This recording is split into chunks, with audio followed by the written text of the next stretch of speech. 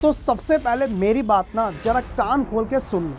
Home science का ये वो सेशन है बच्चों जो आपके बोर्ड एग्जाम्स के अंदर आपको इस सब्जेक्ट में सबसे ज़्यादा स्कोर देने वाला है। जी हाँ, मैं बात कर रहा हूँ होम साइंस गृह विज्ञान की। और आज के इस सेशन में बच्चों आपके लिए ऐसे 30 वो इम्पॉर्टेंट नहीं बल्कि वेरी वेरी इंपॉर्टेंट क्वेश्चन लेके आया हूँ जो आपके एग्जाम में आपको इनसे मिलते जुलते देखने को मिलने वाले। अगर आपने ये सेशन आज मिस कर दिया ना तो इस सबसे बड़ी गलती आपको चुकानी पड़ सकती है, क्योंकि बोर्ड एग्जाम्स नज़दीक है और ऐसे सब्जेक्ट जो आपको स्कोर दे सकते हैं तो उसमें देर किस बात की। अरे पूरा सेशन देखो और हर स्टूडेंट्स तक इस वीडियो को पहुंचाओ, क्योंकि बच्चों हम रुकने वाले नहीं हैं और आज का ये सेशन कमाल धमाल का होने वाला है। तो सभी बच्चों का एक बार स्वागत है। और आज बच्चों में होम साइंस आपको पूरी कंप्लीट वो क्वेश्चन कवर कराने वाला हूं जो आपके ये 2026 के बोर्ड एग्जाम्स में आपको देखने को मिलने वाले। आगे भी ऐसा सिलसिला हमारा जारी रहेगा, तो अभी से चैनल को सब्सक्राइब कर देना और कमेंट्स में जो भी आपकी डिमांड है पहले से ही मुझे मेंशन करके रखिएगा, ताकि इस वीडियो के एंड के बाद मैं आपसे जरूर उन चीज़ों को देखूं और उनके ऊपर काम कर सकूं। ठीक है, अब ज़्यादा टाइम वेस्ट नहीं करते, शुरुआत करते बच्चों उन क्वेश्चन की। होम साइंस एक ऐसा सब्जेक्ट जो कि बहुत बच्चे गारंटी लेते हैं लेकिन लेना नहीं चाहिए। अब वो कौन से क्वेश्चन है, तो सबसे पहले टेलीग्राम कनेक्ट कर लेना, क्योंकि आप इसकी PDF मांगोगे, फिर मैं आपको यही जवाब दूंगा कि PDF मिलेगी मेरे इस टेलीग्राम पे। ठीक है, शुरुआत करते हैं। ये रहे 30 very very most important question answer. Question number first की शुरुआत बोला गया कि कार्य का सामाजिक अर्थ क्या होता है। वर्क, काम, केवल धन नहीं, या फिर घर के कार्यों से बचना, या केवल मनोरंजन के लिए नहीं। काम का जो असली मीनिंग होता है ना वो होता है समाज के अंदर आप अपनी पहचान और अपना योगदान देना। देखो, काम के बदले हमें वेतन मिलता है, यानी कि पैसा मिलता है, ये बात ठीक है। सिर्फ काम का मतलब ये नहीं कि पैसे कमाना, काम का मतलब है कि समाज में अपनी एक तरीके से पहचान कायम करना। डॉक्टर मरीज का इलाज करता है, शिक्षक आप बच्चों को पढ़ाने का काम करता है, तो ये सब क्या कर रहे हैं, समाज में योगदान ही दे रहे। उसके बाद आता है एग्रोनॉमिक्स। अब कभी कभार होम साइंस में कुछ ऐसे क्वेश्चंस आते हैं जिसका यार बना के भी कर पाना ना मुश्किल है, उसमें से एक टॉपिक निकल के आता है एग्रोनॉमिक्स। ये क्या चीज़ होती है भाई? ये वो चीज़ होती है बच्चों जो काम में ना और ज़्यादा संतुष्टि यानी सेटिस्फैक्शन लेके आती है। मतलब कार्य क्षमता बढ़ाना और थकान या चोट को कम करना। तो ऑप्शन नंबर बी इसका राइट आंसर है। उदाहरण देता हूँ, ऑफिस के अंदर जो चेयर्स होती है वो कंफर्टेबल होती है, ताकि जो कोई एम्प्लॉई है ना, जो एम्प्लॉई है वो सही तरीके से काम कर सके, वो सही तरीके से काम कर सके ताकि उसे थकान ना हो। तो इसलिए बच्चों एग्रोनॉमिक्स के अंदर हम कार्य क्षमता को बढ़ाने के लिए हर वो प्रयास करते हैं, जैसे एक्सरसाइज वगैरह करना हो गया है ना, वॉकिंग करना हो गया। तो इससे क्या होता है, एफिशिएंसी बढ़ती है। इससे क्या होता है, एफिशिएंसी बढ़ती है, कार्य क्षमता बढ़ती है। तो ये चीज़ एग्रोनॉमिक्स से रिलेटेड कहलाई जाती है। यहाँ तक क्लियर है बच्चों? अब आगे क्वेश्चन देखो। फिर आता है नैदानिक। नैदानिक पोषण क्या होता है, नैदानिक पोषण। अब ये भी बड़ा अच्छा सवाल है बच्चों। देखिए सिंपली क्या होता है कि इसके अंतर्गत होटल में खाना बनाना नहीं आएगा, खेती और उत्पादन नहीं आएगा, जिम और बॉडी बिल्डिंग नहीं आएगा। नैदानिक का मतलब है कि बीमारी के दौरान रोगी की पोषण संबंधी आवश्यकताओं को ना एक तरीके से रिलेट कर देना। जैसे ये तो ऑप्शन बी हो गया। अगर भाई कोई किसी को मधुमेह है, मधुमेह, तो भाई ऐसे को कम मीठा दो, कम मीठा दो, कम मीठा प्रदान करना, प्रदान करना। समझ आई मेरी बात? तो ये क्या हो गया, मधुमेह का मतलब होता है डायबिटिक। तो आपको पता है कि जो जिनको डायबिटीज़ होती है तो उनको कम मीठा ही देना चाहिए। उससे क्या हो रहा है कि आप उनको पोषण भी दे रहे हो और ये पोषण न्यूट्रिशनल टाइप का हो रहा है। क्या हो रहा है, न्यूट्रिशनल टाइप का हो रहा है। जैसे कभी आपको बुखार हुआ है तो बुखार में आप क्या वो पिज़्ज़ा बर्गर ये चीज़ें खाते हो, या हल्का फुल्का खिचड़ी दाल वाल ये खाते हो, ये खाते हो ना, तो इसको कहते हैं हम एक तरीके का क्लिनिकल न्यूट्रिशन यानी कि नैदानिक पोषण। उसके बाद आती है क्वाशियोकोर। क्या होता है बच्चों, ये रोग है और ये किसकी कमी से हमें देखने को मिलता है? आपको पता चल गया एक प्रकार का रोग है। अब ये किसकी कमी से देखने को मिलता है? आपने कई बार बहुत से इंसान देखे होंगे जो ऐसे होते हैं, ये हो गया मोटे है ना, और ये हो गया इनके पतले से। आप इससे क्या समझ रहे बच्चे? ये एक ना रोग है, यानी कि उसका जो पेट है, यानी कि उसका पेट वो कुछ ज़्यादा ही भारी है और शरीर में बाकी जगह कुछ लग ही नहीं रहा। तो ये क्वाशियोकोर कहते हैं। यानी कि एक तरीके से मुख्य रूप से जब किसी इंसान को प्रोटीन नहीं मिल पाता तो इस रोग की एक तरीके से ये रोग हमें देखने को मिलता है। मान लो कि ये बंदा सिर्फ चावल खाता था, चावल ही खाता था, तो चावल तो पेट पे लग गए भाई। बाकी जैसे एग हो गया, है ना, दाल वगैरह होगी, दूध हो गया, इन चीज़ों को अवॉइड करता था भाई। तो शरीर में जो प्रोटीन लगना था ना, वो सारी जगह लगा नहीं, बस एक ही जगह लग गया और पेट फूल गया। तो इस टाइप के रोग जो होते हैं वो हमें ऐसे तरीके से देखने को मिलते हैं। ठीक है, चलिए फिर आता है हमारा अगला, खाद सुदृढ़ीकरण से आप क्या समझते हो? खाद सुदृढ़ीकरण का मतलब यही है कि भाई चीज़ों के साथ वो चीज़ रखो ताकि उसका फायदा हो। उदाहरण के तौर पे जैसे इसका सही आंसर होगा, भोजन में मिलावट तो नहीं करेंगे, भोजन में जो सूक्ष्म पोषक तत्व होते हैं ना उसको बढ़ाओ यार, बढ़ाओ। जैसे नमक, आयोडीन, नमक में आयोडीन, ठीक है, आटे में आयरन। तो ये जो सूक्ष्म तत्व होते हैं जब ये बढ़ते हैं ना तो इससे क्या होता है, और ज़्यादा फायदा मिलता है। फिर आगे बात आती है कि भारत में खाद्य सुरक्षा मानकों के लिए कौन सी संस्था जो है वो एक तरीके से जिम्मेदार मानी जाती है? कौन सी संस्था है जो जिम्मेदार मानी जाती है? तो यूनेस्को तो बच्चों इंटरनेशनल लेवल पे है, यूनिसेफ और WHO ये नहीं है। इसका मतलब है वर्ल्ड हेल्थ ऑर्गेनाइजेशन, इसका मतलब है यूनिसेफ जो यूनाइटेड नेशंस की एक इमरजेंसी चिल्ड्रन फंड्स हैं, और ये वैश्विक धरोहर को पहचान देती है साइंटिफिक तरीके से। अब ये जो FSSAI है, FSSAI यानी कि जो फूड सेफ्टी है, फूड सेफ्टी, फूड सेफ्टी, तो ये जो फूड सेफ्टी है हमारे भारत में जो लेबलिंग आप देखते हो ना उसके ऊपर है फूड सेफ्टी एंड, इसकी फुल फॉर्म लिख देता हूं पहले, standard authority of India, FSSAI, फसाई भी कह सकते हो इसको, food safety and standard authority of India. तो आप कोई भी प्रोडक्ट लोगे उसके पीछे FSSAI का मार्क होना चाहिए, इसका मतलब वो चीज़ें ट्रस्टेड है, क्लिनिकली क्या है, प्रूफ की गई है, वो सही है, तो हमारे खाने के लिए, पहनने के लिए जो भी चीज़ है वो सही है। तो ये फूड से रिलेटेड है खासतौर पर वैसे तो ऑप्शन नंबर 20 का राइट आंसर है। शुरुआत में प्रारंभिक बाल्यावस्था देखभाल जो है उसको किस आयु के अंतर्गत आती है? तो ये बच्चों 0 से 8 के बीच में आती है, 0 से 8। ये क्या है बच्चों, अर्ली चाइल्डहुड, अर्ली चाइल्डहुड, है ना, केयर एंड एजुकेशन,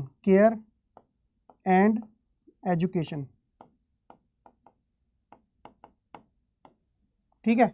तो ये इसमें जैसे बच्चा का प्री स्कूल हो गया, प्री स्कूल वगैरह, या आंगनवाड़ी हो गया, है ना, तो यहाँ से वो क्या कर सकता है बच्चों, अपनी उसका शुरुआती दौर होता है, उसका क्या होता है, वो शुरुआती दौर होता है। फिर उसके बाद आता है समावेशी शिक्षा, इसको कहते हैं इंक्लूसिव टाइप की एजुकेशन। तो इसमें जो सामान्य बच्चे होते हैं उनके साथ जो विशेष प्रकार के बच्चे होते हैं उनको एक साथ पढ़ाना, यानी कि एक साधारण बच्चा हो गया या सामान्य बच्चा, एक हो गया सामान्य बच्चा और एक हो गया दिव्यांग बच्चा, ये दोनों एक साथ पढ़ेंगे। तो ये इसका भेदभाव नहीं होगा और इसको एक्स्ट्रा एजुकेशन भी दी जाएगी उसके हिसाब से। फिर बात आती है बच्चों, विश्व स्तर पर खाद्य मानकों का निर्धारण कौन करता है? तो वो है कोडेक्स एलिमेंटेरियस। जितने भी जो चीज़ें होते हैं जो स्टैंडर्ड को करना होता है कि भाई कितना उसके अंदर कलर होगा, कितना उसका स्टैंडर्ड होगा, क्या इसके अंदर प्रिजर्वेटिव इंक्लूड होगा, नहीं होगा, किस मात्रा में, क्या उसकी क्वालिटी होगी, ये सारी जो देख रेख होते हैं वैश्विक स्तर पर ये देखती है। उसके बाद आता है उद्यमिता कौन होता है? एंटरप्रेन्योरशिप क्या होती है, इसका मुख्य गुण क्या है? तो जैसे लोग क्या करते हैं, नौकरी वगैरह भी करते हैं, बिजनेस भी करते हैं, तो ये जो एंटरप्रेन्योरशिप जो लोग करते हैं ना, यानी कि खुद का काम स्टार्ट करना, तो खुद का काम स्टार्ट करने के लिए इनोवेशंस और रिस्क दोनों चीज़ें इसके अंदर इन्वॉल्व होती है। इनोवेशन यानी कि नए नए नवाचार लेके आना, और रिस्क तो आप जानते ही हो बच्चों। तो ऐसे में जोखिम उठाने वाला और नवाचार करने वाला, जैसे ओयो जैसी चीज़ें किसी ने सोची थी कि ओयो एक ऐसी सर्विसेज होगी ऑन योर ओन, होटल वगैरह जो होते हैं, तो वो एक इंसान ने खड़ी कर दी। ब्लिंकी, जेप्टो, ये सारी चीज़ें क्या है, एंटरप्रेन्योरशिप से रिलेटेड, ऑप्शन नंबर बी। तो ये तो हो गए बच्चों आपके MCQ क्वेश्चंस। अब बात आती है अति लघु उत्तरीय सवाल कौन से आते हैं। अर्थपूर्ण कार्य क्या होता है, मीनिंगफुल वर्क क्या होता है बच्चों, मीनिंगफुल। अब ये मीनिंगफुल वर्क क्या है बच्चों, देखो ऐसा काम जो आपको सुकून दे, जैसे पढ़ाना मेरा काम है तो मुझे पढ़ाने में बहुत ज़्यादा अच्छा लगता है, मेरा शुरुआत से ही एम था कि बिकम अ टीचर, मुझे शिक्षक ही बनना है। तो वह कार्य जो समाज के लिए उपयोगी हो, और शिक्षा से बड़ा काम क्या ही हो सकता है बच्चों। आप प्यारे प्यारे बच्चों को कामयाब करना, आप और तरक्की करो, खूब तरक्की करो, है ना, जिस करने से व्यक्ति को मानसिक मतलब एक मेंटली पीस मिले और वह अपनी क्षमताओं का विकास कर सके, ये उसके लिए एक मीनिंगफुल वर्क होता है बच्चों। फिर बात आती है कि पोषक औषधि क्या होती है। पोषक औषधि क्या चीज़ होती है, चलिए देखते हैं बच्चों। कभी कभार हम चीज़ देखते हैं कि भाई मतलब अब इसमें औषधि ला दी, औषधि मतलब मेडिसिन टाइप जैसी चीज़ें होती है। तो ये वे खाद्य पदार्थ या फिर उनके अंश जो सामान्य पोषण के अलावा स्वास्थ्य लाभ के लिए उपचार में औषधियों सहायता के द्वारा प्रदान करते हैं, तो उन्हें हम क्या कहते हैं, पोषक। जैसे मान लो कि आप न्यूट्रिशन के तौर पे दूध पी रहे हो, तो आपको बोले आपकी मम्मी की दूध के साथ बेटा उसके अंदर क्या डाल ले, हल्दी डाल ले, तो ये क्या हो गया, एक पोषक औषधि टाइप हो गया। तो इससे हमारी बोन्स भी और ज़्यादा स्ट्रॉन्ग होगी और हमें अलग अलग प्रकार की बीमारियों से बचाएगा। फिर आता है कि छिपी हुई भूख क्या होती है। छिपी हुई भूख क्या होती है, ये वही है बिल्कुल क्वाशियोकोर टाइप जैसा, छिपी हुई इसी को ही कहते हैं, मिलता जुलता ही है, हिडन हंगर। क्या होता है कि जब किसी व्यक्ति के आहार में विटामिन और खनिजों जैसे जो छोटे छोटे सूक्ष्म टाइप के जो पोषक तत्व होते हैं उनकी कमी होती है। भले ही उसका पेट भरने के लिए भोजन मिल रहा है, लेकिन उसकी जो भूख है अभी भी क्या है, छिपी हुई है। मतलब कि वो एक तरीके से रोटी खा रहा है, रोटी सब्जी, जैसे मान लो उसने रोटी सब्जी खाई, रोटी सब्जी, लेकिन वो फल वगैरह नहीं खा रहा, फल अवॉइड कर रहा है, ये कर रहा है, तो शरीर तो फूल रहा है लेकिन उसके जगह हर जगह पे उसका यूज़ नहीं हो पा रहा, जो उसे पोषण है ना वो कम है। पेट भरा है बट फिर भी शरीर, अरे यार मेल न्यूट्रिशन को पोषित व्यक्ति क्या होते हैं, बहुत खाते हैं फिर भी शरीर को नहीं लगता, भाई तेरे शरीर में लग कहाँ रहा है चलिए फिर आता है कि एक तरीके का गैस्ट्रो रोग क्या होता है बच्चों, ये एक तरीके से इसे जठरांत्र कहते हैं। इसमें कैसा आहार दिया जाता है, देखो मान लो कोई व्यक्ति बीमार हुआ है तो उसको क्या पिज्ज़ा बर्गर ला के दोगे या फिर दलिया दोगे, हरी भरी सब्जियां दोगे, फल फ्रूट दोगे, हल्का फुल्का खाना दोगे, ताकि उस पर जो उसका डाइजेस्ट सिस्टम है, पाचन तंत्र, वो अच्छे तरीके से हो सके। तो इन रोगों में जो पाचन तंत्र, डाइजेस्टन जो सिस्टम होता है ना, उसको आराम देने के लिए कम रेशे वाले, जिसमें फाइबर कम मात्रा में होता है, ताकि वो आसानी से पच जाए और हल्का तरल टाइप का या थोड़ा मिलता जुलता अर्ध तरल टाइप का खाना उसको दिया जाता है। जैसे खिचड़ी इसका एक बेस्ट एग्जांपल ले सकते हो, खिचड़ी वगैरह, खिचड़ी हो गया या फिर दलिया हो गया, दलिया है ना, ये सारी चीज़ें जो है वो उसको दी जाती है। फिर आता है कि खाद्य अपमिश्रण को परिभाषित आपको करने की ये क्या होता है। अब आपको पता है कि खाद्य में अपमिश्रण हो रहा है, फूड एडल्ट्रेशन हो रहा है। आपने देखा होगा पनीर आज के समय कितना नकली आ रहा है, अमूल के ऊपर तो बच्चों कितने सारे केसेस लगते जा रहे हैं कि अभी एक मैं वीडियो देख रहा था, फफूंद निकल रही है पनीर में से, पता नहीं कोई आइटम में से, है ना। तो एक तरीके से जब किसी प्रोडक्ट में मिलावट आना शुरू हो जाती है तब हम उसे खाद्य अपमिश्रण के नाम से जानते हैं, फूड अडल्ट्रेशन के नाम से जानते हैं। यानी कि लाभ कमाने के उद्देश्य से क्या होता है, खाद्य पदार्थों में लोग क्या करते हैं, जानबूझकर कोई सस्ता सा या फिर हानिकारक पदार्थ मिला देते हैं और उससे कोई महत्वपूर्ण जो पोषक तत्व होते हैं वो निकाल लेते हैं। तो ऐसा वो क्यों करते हैं, जैसे आपने देखा केले के अंदर इंजेक्शन डाल दिया, किसी तरबूज है उसको हरा करने के लिए कलर कर दिया। तो ऐसी ऐसी चीज़ें लोग लाभ कमाने के उद्देश्य से करते हैं। जो महंगी चीज़ें जिससे लागत ज़्यादा लग रही है उसे कम करने के लिए दूसरे तरीके, जैसे बनावटी तौर पे कोई चीज़ कर दी। मैं पनीर का एग्जांपल इसलिए दे रहा हूँ, आजकल मार्केट के अंदर पनीर एक ऐसी चीज़ हो चुकी है जो हर एक सब्जियों में, खाने में और हमारे प्रोटीन में बहुत ज़्यादा हेल्पफुल है, लेकिन वो आज मार्केट में सही तरीके से नहीं मिल पाता, उसकी बहुत ज़्यादा जाँच करनी पड़ जाती है। सस्ता मिलता है लेकिन उसके अंदर कितनी ज़्यादा मिलावटें होती है ना। तो ये चीज़ आपको समझने की ज़रूरत है, ये फूड अडल्ट्रेशन के नाम से जानते हैं। EEC के दो मुख्य उद्देश्य, वही early childhood care and education, तो बच्चों का एक प्रॉपर वे में, यानी कि सर्वगीण, चाहे वो शारीरिक हो, मानसिक हो, सामाजिक हो, ऐसा विकास करना और उनको औपचारिक स्कूल कक्षा 1 के लिए अच्छे तरीके से तैयार करना, और ये हर एक बच्चों को करना भी चाहिए। विशेष शिक्षा की आवश्यकता बच्चों क्यों होती है, जिन बच्चों में शारीरिक, मानसिक या सीखने संबंधी चुनौतियाँ होती है, ऐसे को स्पेशल एजुकेशन टाइप की चीज़ें करवाई जाती है। तो इनकी क्षमता के अनुसार उनको शिक्षा देना और उनको आत्मनिर्भर बनाना। तो इसलिए हमारे में कोर्स होता है बच्चों, एक होता है B.Ed, एक होता है बच्चों B.Ed, जैसे मैंने B.Ed कर रखी है, B.Ed, ठीक है। एक होती है बीएड, मैंने बीएड कर रखी है, और इसके साथ एक होती है स्पेशल बीएड, स्पेशल बीएड। ये टीचिंग में काम आती है, हायर स्कूल के बच्चों को पढ़ाना। तो बैचलर ऑफ एजुकेशन स्पेशल लग गया ना, स्पेशल बैचलर ऑफ एजुकेशन। जीविका क्या है? करियर। तो बच्चों जीविका तो वो है जो व्यवसाय या कार्य करके जिसे व्यक्ति लंबे समय तक अपनाता है, जिसमें उसको निरंतर कौशल मतलब होता है स्किल, कौशल विकास और उन्नति की संभावना होती है। जैसे मैं टीचिंग हूँ, मैं चाहता हूँ मेरी टीचिंग बहुत अच्छी होते रहे, ताकि बहुत सारे बच्चे इन्फ्लुएंस हो, मुझसे प्रभावित हो, तो ये मेरी जीविका कहलाई जाएगी बच्चों। उसी तरीके से बात आती है अब लघुत्तरीय टाइप के। तो कार्यस्थल पे जो एग्रोनॉमिक्स है उनके लाभ बताओ।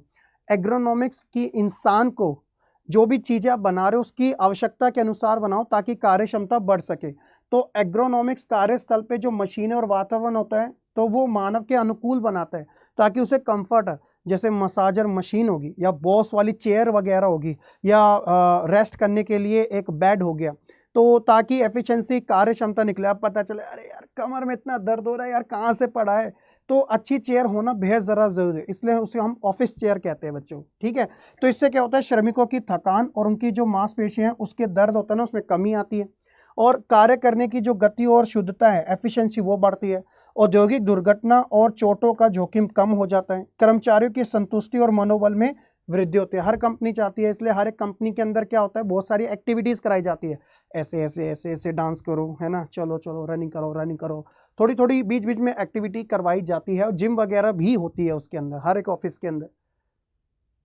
फिर आता है नैदानिक पोषण का महत्व क्या है, क्लिनिकल न्यूट्रिशन। तो क्लिनिकल न्यूट्रिशन का मतलब क्या हो गया बच्चों, जो भी एक शॉर्ट में इसका क्वेश्चन आया था कि नैदानिक पोषण चिकित्सा का एक क्या है, महत्वपूर्ण हिस्सा मानी जाती है। मतलब भाई सही खाना अगर आप खाओगे तो ठीक भी आप जल्दी होगे, ये बात तो फैक्ट है भाई। अगर उल्टा सीधा खाओगे तो जल्दी बीमारी की जकड़ में आओगे। अगर आप शुगर बीपी की प्रॉब्लम है, अगर आप उसे कंट्रोल नहीं कर रहे तो शुगर हाई हो जाएगी, बीपी बहुत लो हो सकता है, हाई बीपी में हार्ट अटैक के चांस आते हैं, लो बीपी में बेहोशी के चांस रहते हैं।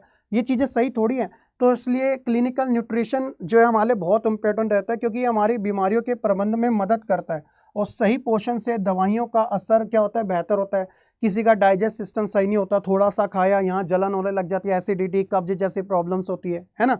तो दीर्घकालीन रोग जैसे डायबिटीज़ हो गया या हार्ट अटैक से रिलेटेड हो गया, है ना, हृदय रोग जो होते हैं, हार्ट के पेशेंट्स होते हैं, तो इनको नियंत्रण रखने और कुपोषण से बचने। कुपोषण होता है मेल न्यूट्रिशन, मतलब एक इंसान बहुत ज़्यादा खाता है, उसके शरीर में कुछ नहीं लग रहा, ये भी एक कुपोषित व्यक्ति है। और एक इंसान जो थोड़ा सा खाता है उसके शरीर में बहुत ज़्यादा लग जाता है, वो भी मेल न्यूट्रिशन का ही एक शिकार है।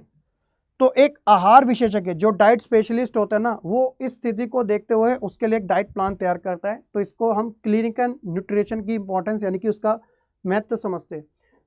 फिर आता है कि भारत में सार्वजनिक स्वास्थ्य पोषण की प्रमुख समस्याएं बच्चों क्या क्या रही है। जैसे अगर हम भारत के अंदर देखें समस्याओं का, तो ये अलग अलग प्रकार की रही है।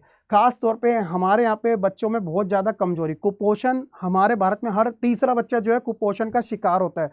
क्यों होता है? क्योंकि जैसे जो गर्भवती महिला होते हैं उनको अगर कभी कभार सही पोषण नहीं मिलता, सही एनवायरनमेंट नहीं मिलता, उनको काम करना पड़ता है इतना ज़्यादा फालतू का वगैरह, बहुत सारी ऐसी चीज़ें होती हैं जो डायरेक्टली क्या करता है, बच्चे के शारीरिक और मानसिक विकास में बहुत ज़्यादा हानिकारक हो जाती है। तो ऐसे में बहुत सारे बच्चे अपने शरीर से जुड़ी समस्याओं से जूझते हैं, और ऐसे में कहीं ना कहीं वो मेल न्यूट्रिशन यानी कि कुपोषण का शिकार हो जाते हैं। तो एक होता है अल्प पोषण, यानी कि बच्चों को कम वजन और लंबाई का ना बढ़ना, ये एक प्रॉब्लम है। सूक्ष्म पोषक तत्वों की कमी, विटामिन ए हो गया, आयोडीन हो गया, आयरन हो गया, इसकी एक व्यापक कमी। और मोटापा, जी हाँ बच्चों, आधुनिक जीवन शैली के कारण शहरी क्षेत्रों में क्या है, गैर संचारी रोग जैसे बीपी शुगर वगैरह होता है, ये तेजी से अब बढ़ते जा रहे हैं। बच्चों तक में ये प्रॉब्लम हो रही है बच्चों, ये समझने की जरूरत है आपको। एक आता है कि फूड प्रोसेसिंग क्या होती है, खाद्य को प्रसंस्करण करना। भाई दूध है और दूध को अगर खुला छोड़ दोगे तो एक टाइम पर आके वो फट जाएगा। क्यों? उसको एनवायरनमेंट चाहिए। जैसे फ्रिज है, उसको सेफ रखने का, लंबे समय तक सही रखने का काम करता है। तो इसी को हम फूड प्रोसेसिंग कहते हैं। अब इसकी आवश्यकता क्यों होती है?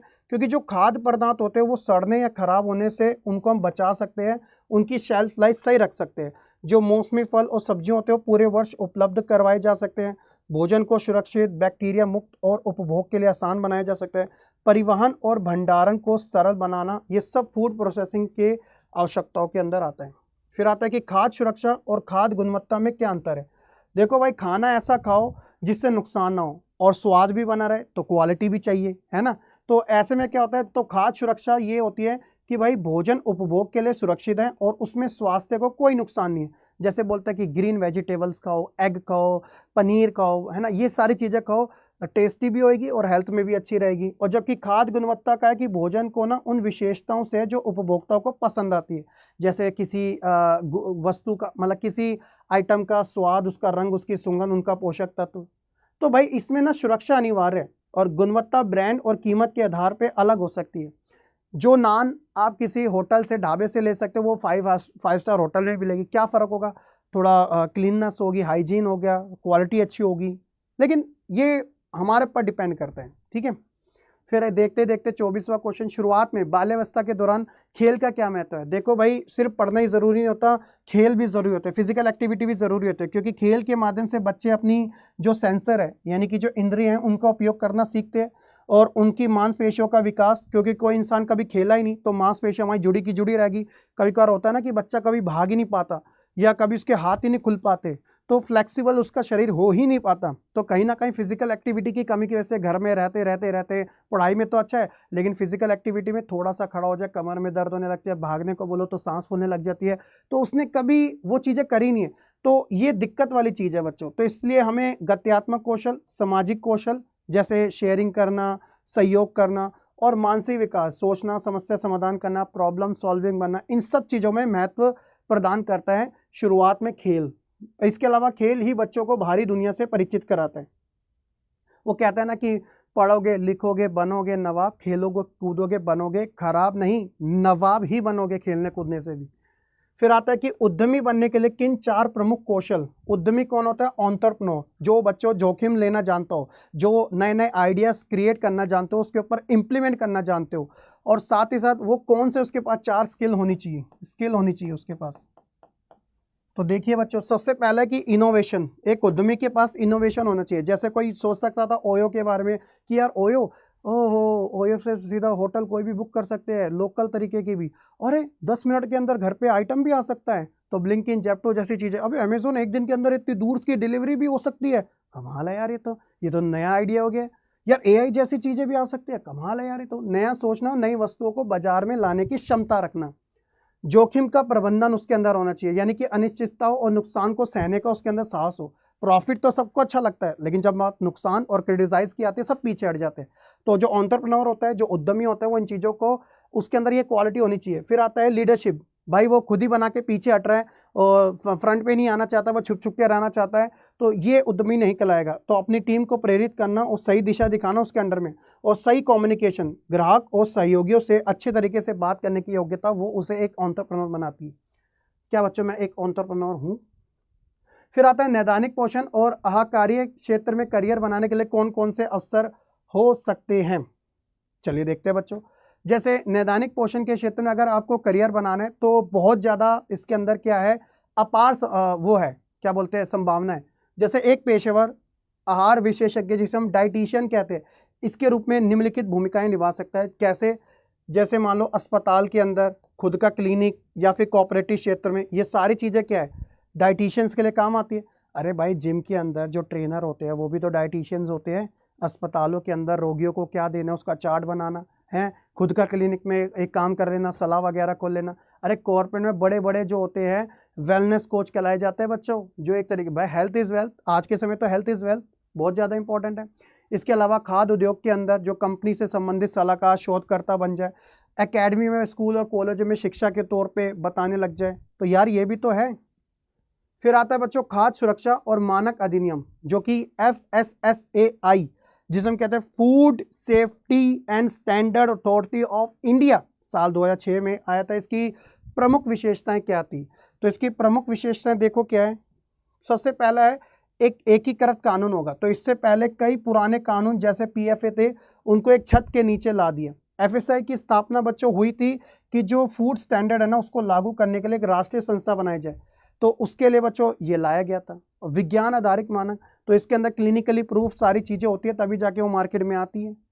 इसके अलावा निगरानी और लाइसेंस, अगर कोई लगता है कि किसी ने कोई FSSAI से रजिस्टर्ड नहीं है, उसके बाद लाइसेंस नहीं है, तो उसे रद्द कर सकता है, इलीगल घोषित कर सकता है, बाजार में उतरने नहीं देगा, है ना। पकड़े जाने पे सज़ा भी हो सकती है। और यहाँ पे हमारी कंज्यूमर की सुरक्षा बहुत ज़्यादा मैटर करती है इस चीज़ में, जैसे मिलावट और भ्रामक विज्ञापनों पे भारी जुर्माने और सज़ा का प्रावधान भी किया गया। फिर आता है ECCE। तो इसमें बच्चों पाठ्यक्रम की योजना कैसे बनाई जाती है। जो शुरुआत के 0 से 8 साल के बच्चे होते हैं, तो 0 से 3 साल ही मान लो शुरुआती दौर, फिर पहले साल के उसे रेडी करना होता है। फर्स्ट क्लास में बच्चा आएगा क्या सीधा मुंह उठा के आ जाएगा क्या? बहुत सारी चीज़ें उनके लिए पाठ्यक्रम, जिसे हम कहते हैं एक तरीके से प्लानर बनाना, उनके लिए करिकुलम बनाना। तो इस पाठ्यक्रम में बच्चों की उम्र और उनके विकास की दर को ना अनुकूल होना चाहिए, उनके फेवर में होना चाहिए।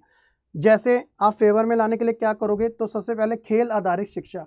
रोट लर्निंग जो है ना वो कभी भी सही नहीं होती है। आज आपने पढ़ा, देखो जैसे मैं आपको ये चीज़ें लेके आया हूँ, अगर आप इसे रटोगे ना तो आप एक टाइम पे तो रट भी लोगे और आपको अच्छे से रटना भी आ जाएगा और आप किसी को बता भी सकते हो, लेकिन उसकी ड्यूरेबिलिटी ना मैटर नहीं करेगी, क्योंकि आप 2 या 3 दिन बाद सारा भूल जाओगे। तो इससे क्या होगा कि इससे रटने से बहुत ज़्यादा खुशी मिलती है, और जब रटा हुआ भूल जाते हैं तो बहुत ज़्यादा दुख मिलता है। तो आपको इस कंडीशन में नहीं रहना, हमेशा से फोकस्ड करना है अपने दिमाग को कि आप समझो चीज़ों को। इसलिए मैं आपको समझाने के तौर पे ही समझा रहा हूँ, एग्जांपल दे रहा हूँ आपको अलग अलग। तो क्या है कि बच्चों को ना रटने की बजाय जो खेल और गतिविधियाँ उसके माध्यम से दिखाओ। मैं बोल रहा हूँ सेब सेब सेब, बच्चों को क्या पता सेब क्या होता है, मैं उसको सेब दिखा रहा हूँ, मैं उसको सेब दिखा रहा हूँ, देख बच्चे ये है एप्पल, पता चले अरे एप्पल तो आईफोन है एप्पल मतलब ये है, ठीक है। फिर आता है उनका कंप्लीट विकास करना। ऐसा नहीं है ना कि भाई बच्चों को आप पढ़ाई में होशियार करते जा रहे हो, उसकी फिजिकल एक्टिविटी पे ध्यान नहीं दे रहे हो, वो बच्चा कमज़ोर सा हो रहा है, भाग नहीं पा रहा है, डर जाता है, थोड़ा बहुत इधर उधर हो जाए तो भगदड़ हो जाए, ऐसा नहीं चलेगा। कंप्लीट उसका डेवलपमेंट होना चाहिए, उसका स्वास्थ्य, उसकी भाषा, उसकी कला और उसका सामाजिक व्यवहार। इसके अलावा लचीलापन, हर बच्चे को सीखने की गति अलग होती है, ज़रूरी नहीं कि सबको आप एक तरीके से आंक दो। पाठ्यक्रम कठोर नहीं होना चाहिए। स्थानीय भाषा जो शिक्षा का माध्यम है कि बच्चों को ना उसकी जो मदर टंग होती है उसके साथ सिखाओ, ज़्यादा सीखेगा। सुरक्षित वातावरण दो, स्कूल का वातावरण घर जैसा रखो ताकि बच्चा रोए धोए ना, तो जब रोता धोता रहेगा तो सीखने पे कभी जोर नहीं देगा। तो उद्देश्य है कि बच्चे को स्कूल जाने के लिए प्रेरित करना ताकि उसे अच्छा लगे। खिलाओ, गाना गवाओ, डांस करो, ठुमक ठुमक ठुमक, ऐसे वाले फिर आता है विशेष शिक्षा प्राप्त करने के लिए उपलब्ध सहायक सेवाओं का सविस्तार आपको वर्णन करना है विशेष शिक्षा के लिए।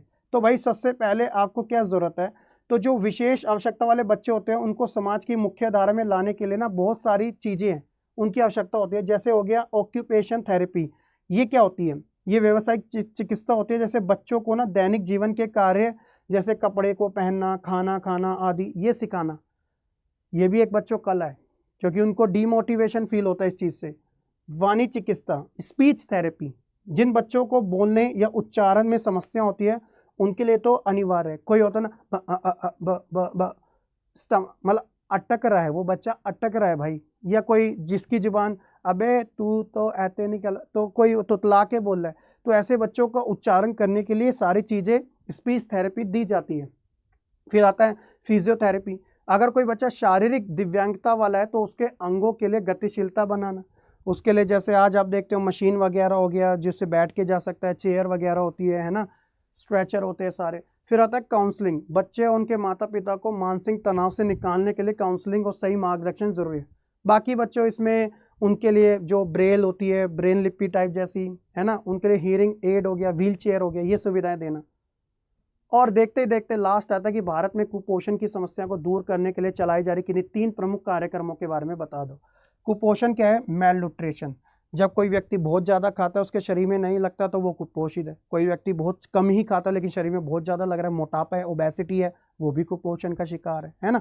तो इस चीज़ को ठीक करने के लिए सबसे पहले एकीकृत बाल विकास सेवा, ये क्या करती है? दुनिया का सबसे बड़ा कार्यक्रम है बच्चों, जो आंगनवाड़ियों के माध्यम से छोटे बच्चों और गर्भवती महिलाओं को पूरा पोषण देता है, उनका टीकाकरण करवाता है और समय समय पे उनकी एक शेड्यूल बेस में जांच करवाता है। हमारे भारत में ये सारी सबसे ज़्यादा चीज़ें चलती है। आंगनवाड़ी से बहुत ज़्यादा उन गरीब महिलाओं को, मध्यम वर्गीय महिलाओं को, शहर ग्रामीण हर किसी को इसका बेनिफिट मिलता है। एंड मेरी मम्मी इसी चीज़ में है बच्चों, आपको बता दूं, ठीक है। एंड प्राउडली से कि मेरी मम्मी जी ने कितनी सारी जो गर्भवती महिलाएं हैं उनकी इस चीज़ में बहुत ज़्यादा हेल्प करी और अभी तक करते आ रही है। और मेरी जो ग्रैंड मदर थी वो भी इसी फील्ड में थी बच्चे, ठीक है।